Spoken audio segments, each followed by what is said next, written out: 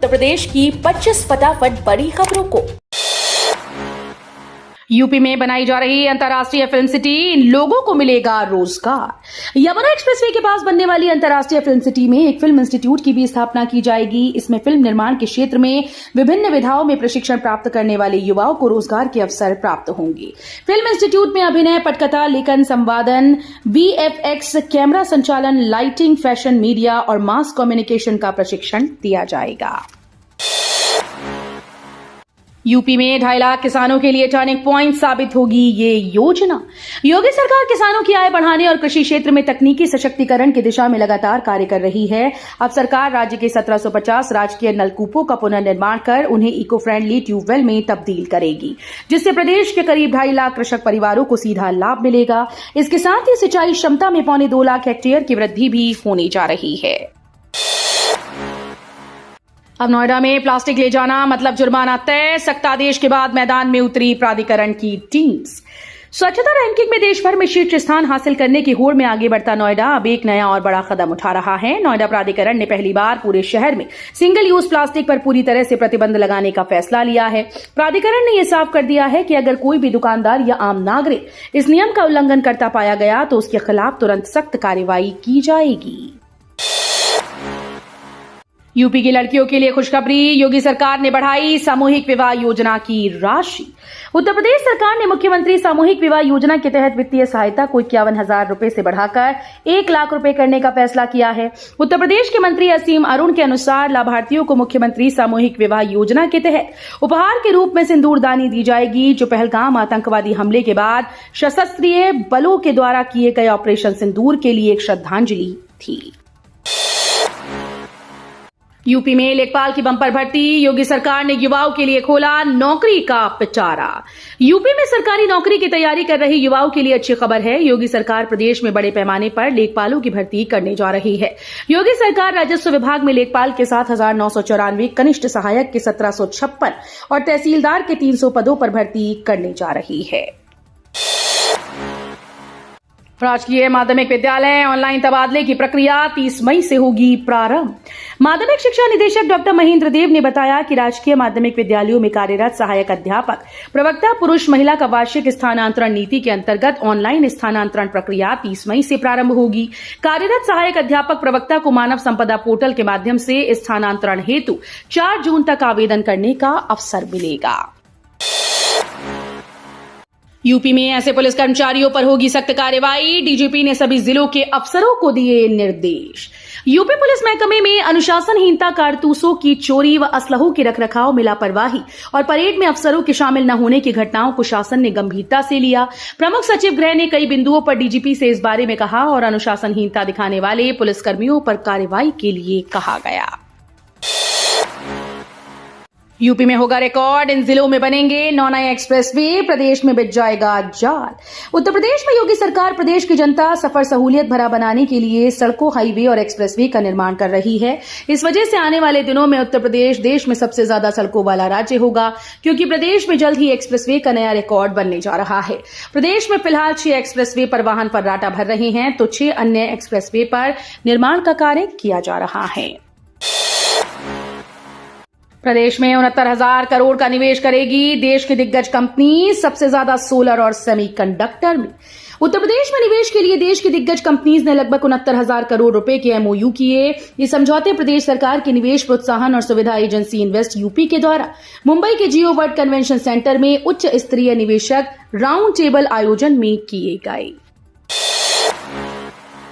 UP में उमस भरी चिपचिपी गर्मी ने किया बेहाल, आज से बदलेगा मौसम, बूंदाबांदी के साथ तेज हवाएं देंगी राहत। उत्तर प्रदेश में आज से पूरब से पश्चिम तक गरज चमक के साथ बूंदाबांदी के आसार हैं। मौसम विभाग के मुताबिक इस दौरान इन जगहों पर 40 से 50 किलोमीटर प्रति घंटे की तेज रफ्तार हवाएं भी चलेंगी। बूंदाबांदी से तात्कालिक तौर पर पारे में हल्की गिरावट आएगी और उमस भरी गर्मी से थोड़ी राहत मिलेगी। यूपी सरकार की नई पहल। उत्तर प्रदेश सरकार ने राज्य के 1750 राजकीय नलकूपों को इको फ्रेंडली ट्यूबवेल में बदलने का फैसला किया है। इस योजना से प्रदेश के लगभग 2.5 लाख किसान परिवारों को सीधा लाभ मिलेगा। इससे सिंचाई क्षमता में करीब 1.75 लाख हेक्टेयर की वृद्धि होगी। ये सभी परियोजनाएं अगले 2 वर्षों में पूरी होंगी। राजकीय नलकूपों को पर्यावरण अनुकूल बनाने के लिए उनके आसपास बड़े पैमाने पर पौधारोपण किया जाएगा। पीएम मोदी कानपुर को देंगे 21,000 करोड़ की सौगात। सीएम योगी ने परखी तैयारियां। प्रधानमंत्री नरेंद्र मोदी ऑपरेशन सिंदूर की सफलता के बाद अपने देशव्यापी दौरे में शुक्रवार को कानपुर आएंगे। यहां वो करीब 21,000 करोड़ रुपए लागत वाली परियोजनाओं का लोकार्पण और शिलान्यास करेंगे। मोदी इस दौरान पहलगाम आतंकी हमले में मारे गए शुभम द्विवेदी के परिजनों से भी मुलाकात कर सकते हैं। प्रधानमंत्री नरेंद्र मोदी के दौरे से पहले बुधवार को मुख्यमंत्री योगी आदित्यनाथ तैयारियों का जायजा लेने कानपुर पहुंचे। यूपी में गंगा यमुना समेत 20 पुलों की सीसीटीवी और ड्रोन से होगी निगरानी। ऑपरेशन सिंदूर के बाद रेलवे ने अपने पुलों की सुरक्षा व निगरानी के लिए प्रौद्योगिकी को अपनाने का फैसला किया है। इसे अनिवार्य श्रेणी में रखा जाएगा। एनसीआर में गंगा यमुना, चंबल सोन, टोंस धसान नदी, नारायण नदी, सिंध बेतवा बगैन, पैसुनी पदी, कुंवारी नदी पर बने 20 पुलों की निगरानी होगी। एनसीआर के अलावा पूरे देश में इस तरह अन्य महत्वपूर्ण पुलों की निगरानी होगी। ग्रेटर नोएडा वेस्ट मेट्रो का काम अटका, प्रोजेक्ट में कैसे बना अड़चन। नमो Bharat train route. Greater Noida depot से बोड़ाकी तक मेट्रो रूट को केंद्रीय मंत्रालय ने मौखिक सहमति दी है। अब जल्द मंजूरी मिलने की उम्मीद है। वहीं सेक्टर 51 से नॉलेज पार्क 5 के मेट्रो रूट का काम अटक गया है। इसकी वजह नमो भारत ट्रेन का रूट अब तक फाइनल ना होना है। नॉलेज पार्क 5 तक जाने वाली मेट्रो का रूट सेक्टर 51 से सीधे सेक्टर 72 बाबा बालकनाथ मंदिर होते हुए परथला गोल चक्कर की तरफ बनाया जाएगा। यूपी के हर जिले में बांग्लादेशी घुसपैठिए। अकेले लखनऊ में है 50,000। योगी सरकार ने शुरू किया ये काम। उत्तर प्रदेश का शायद ही कोई जिला ऐसा बचा हो जहां इस वक्त बांग्लादेशी घुसपैठिए ना रह रहे हों। अकेले लखनऊ में इनकी संख्या हजारों में है। हाल ही में आगरा में गिरफ्तार किए गए 90 बांग्लादेशी इस बात की ताकीद कराते हैं कि प्रदेश में इनकी तादाद किस कदर बढ़ रही है। प्रदेश के गृह विभाग ने हालांकि बांग्लादेशी घुसपैठियों की धरपकड़ के लिए अभियान शुरू किया है, लेकिन ऐसा अभियान पहली बार नहीं शुरू किया गया। 18 साल में प्रदेश में कई बार ऐसे अभियान शुरू किए गए जो कुछ समय बाद ठंडे बस्ते में डाल दिए गए। प्रयागराज चित्रकूट विकास क्षेत्र का होगा गठन, 6 जिले होंगे शामिल। प्रदेश के दक्षिणी इलाके में औद्योगिक, आर्थिक और रोजगार के अवसरों को व्यापक रूप से बढ़ावा देने के लिए जल्द ही प्रयागराज चित्रकूट विकास क्षेत्र का गठन होगा। शासन से हरी झंडी मिलने के बाद इसका प्रस्ताव प्रयागराज विकास प्राधिकरण ने तैयार किया है। इसमें प्रयागराज सहित 6 जिले शामिल होंगे। वाराणसी, गोरखपुर, अयोध्या 31 मई तक यूपी में लग रहे हैं 9 रोजगार मेले।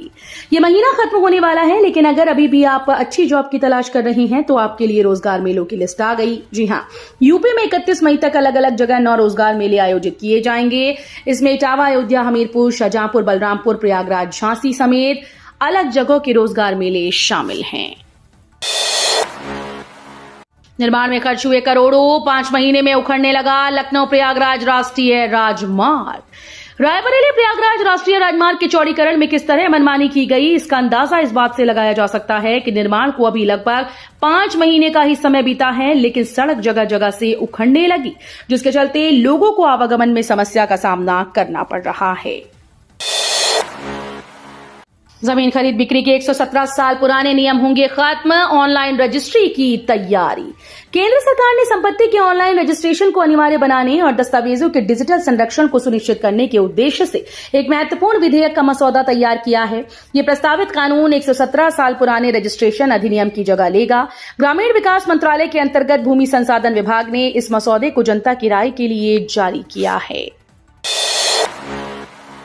एलन मस्क के पिता करेंगे रामलला के दर्शन, कारोबार को ऐसे होगा फायदा। 12 जून महीने में खास मेहमान का स्वागत करने जा रहा है। अरबपति एलन मस्क के पिता एरोल मस्क अगले महीने भारत के दौरे पर आएंगे। एरोल मस्क 1 जून से 6 जून तक भारत में रहेंगे और इस दौरान वो अयोध्या स्थित श्री राम जन्मभूमि मंदिर में भगवान रामलला का दर्शन करेंगे। साथ ही वो देश में ईवी मैन्युफैक्चरिंग यूनिट का भी दौरा करेंगे, जिससे इन सेक्टर में व्यापार बढ़ने की उम्मीद है। राम मंदिर परिसर में 14 नए मंदिरों की प्राण प्रतिष्ठा के लिए अलग अलग होंगे यजमान। समारोह 3 जून से शुरू। राम मंदिर में रामलला की स्थापना के बाद यहां पर कोटे व अन्य हिस्सों में कुल 14 मंदिर निर्मित हुए। 6 देवी देवताओं के मंदिर पर कोटे में हैं। इन मंदिरों में देवी देवताओं के विग्रहों की प्राण प्रतिष्ठा की रूपरेखा तैयार की जा रही है। प्राण प्रतिष्ठा आयोजन की शुरुआत 3 जून को होगी और 5 जून को मुख्य कार्यक्रम होगा। आधार और यूपीआई के बाद सरकार की एक और तैयारी, घरों को मिलेगी खास पहचान। आधार आधारित डिजिटल पहचान और यूपीआई आधारित डिजिटल भुगतान के बाद केंद्र सरकार अब भारत के डिजिटल पब्लिक इंफ्रास्ट्रक्चर में डिजिटल एड्रेस लाने की तैयारी कर रही है। सरकार का लक्ष्य है कि एड्रेस यानी पते को डिजिटल किया जाए। इसके लिए एक स्ट्रक्चर बनाया जाएगा। इससे लोगों को सरकारी सेवाएं आसानी से मिलेंगी और एड्रेस का गलत इस्तेमाल भी रुकेगा। सरकार एड्रेस सिस्टम को सुधारने के लिए नियम बनाएगी और लोगों की सहमति से ही एड्रेस शेयर किया जाएगा। गोरखपुर में लिंक एक्सप्रेसवे किया गया बंद। दोनों लेन पर रखे गए बड़े बड़े डिवाइडर। उद्घाटन का इंतजार कर रहे लिंक एक्सप्रेसवे के दोनों लेन बंद कर दिए गए हैं। खानिमपुर के पास दोनों लेन पर बड़े बड़े डिवाइडर रख दिए गए। इस रास्ते स्थानीय लोग वाहनों के साथ गुजरते थे। माना जा रहा है कि कुशीनगर 4 लेन धंसने के बाद सुरक्षा जांच को देखते हुए लिंक एक्सप्रेसवे को बंद किया गया। कुशीनगर 4 लेन के धंसे हिस्से को मंगलवार को ठीक कराया गया। यहां सड़क को तोड़कर गिट्टी निकाली गई और दोबारा इसे ठीक कर डामर डाला गया। यूपी में लेखपाल की शिकायत करने पर किसानों को दौड़ा दौड़ा कर पीटा। गौतम बुद्ध नगर जनपद के सदर तहसील में मंगलवार को एक लेखपाल और एक निजी कर्मचारी ने पाली गांव के कुछ किसानों को दौड़ा दौड़ा कर पीटा। किसानों का आरोप है कि उन्हें सिर्फ इसलिए दौड़ा दौड़ा कर पीटा गया क्योंकि उन्होंने खेत की पैमाइश न करने पर लेखपाल की शिकायत एसडीएम से की थी। इस घटना का वीडियो सोशल मीडिया पर प्रसारित हो रहा है। जिलाधिकारी ने मामले की जांच एसडीएम को सौंपी है। साउथ कोरिया में दिखी रूपल चौधरी की रफ्तार। 400 मीटर दौड़ में रजत पदक जीत रचा इतिहास।